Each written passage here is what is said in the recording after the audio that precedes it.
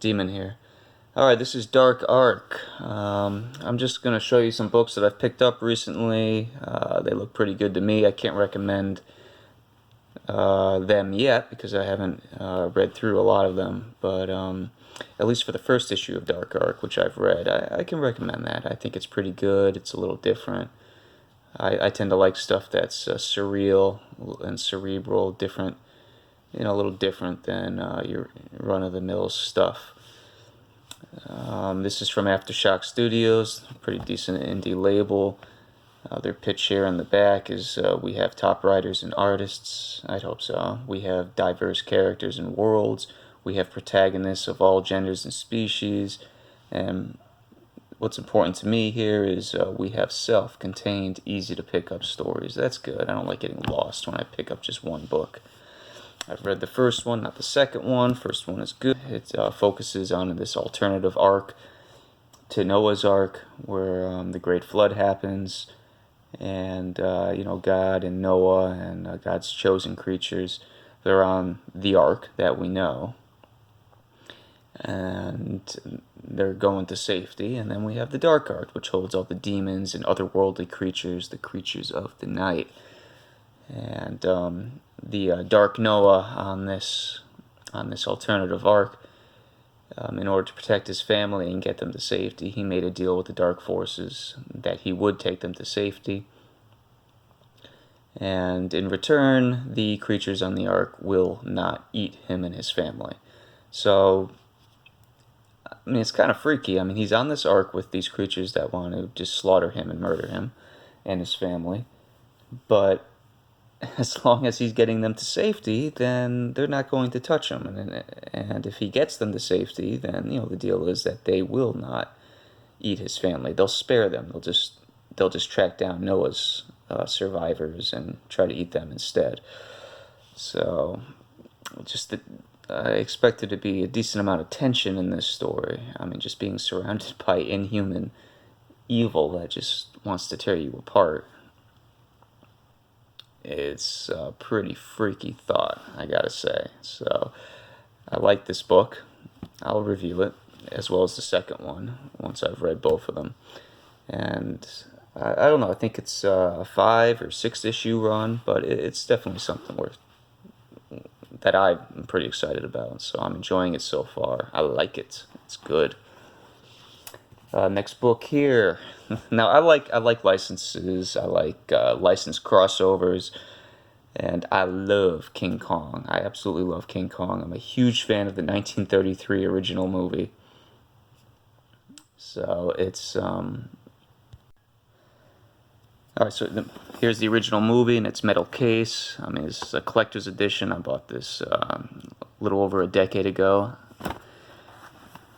Pretty good art here in the back. I just love this. I saw this as a kid. The idea of these guys on this crazy prehistoric island, surrounded by these tribal people, these ancient creatures, this massive ape, and this pretty girl that they had to rescue. And then the touching bit at the end where she befriends the big ape monster. He tries to protect her against the planes. He gets shot off the top of the Empire State Building, falls to his death, and what was the monster at the beginning of the movie became a sympathetic figure at the end. I don't know, I just like it. I like it a lot. I love King Kong. It's stuck with me. And I'm a big fan of the Planet of the Apes movie too. I love Charlton Heston. His movies are awesome. He's a tough dude, tough guy. He overacts, but I like that. So does William Shatner. He overacts too, but I like him.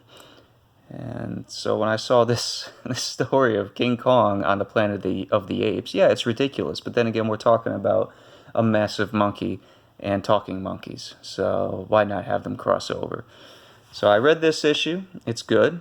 I'll review it and the other issues in the series, which I have to pick up. But it takes place shortly after the Charlton Heston's movie, where they're exploring the Forbidden Zone and they find a dead Kong. This massive ape that's just completely messed up. As a matter of fact, I'm just going to show you a quick little picture of what they find. So They're talking, they're exploring, and boom. Look at that. Look at that. He's missing an eye. He's missing his eye right there. Ugh.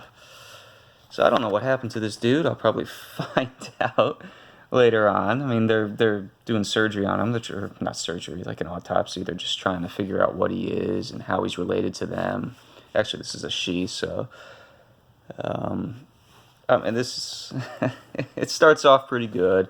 It seems to capture the tone and feel of the movie, the Planet of the Apes movie, pretty well. The characters speak pretty intelligently. The personalities seem to be intact, and the whole theme of who created them, where they come from, science versus mysticism. It's there, and so far so good. I like it, and they're doing a good job. So I definitely look forward to reading more of those. Like I said, I'm a big fan of King Kong. I really like the new movie, Kong on Skull Island. I thought it was really good. This book here is devoted to that particular license, not the original King Kong, but the Skull Island King Kong. And I have not read this yet. I'm looking forward to it. I hope it's good.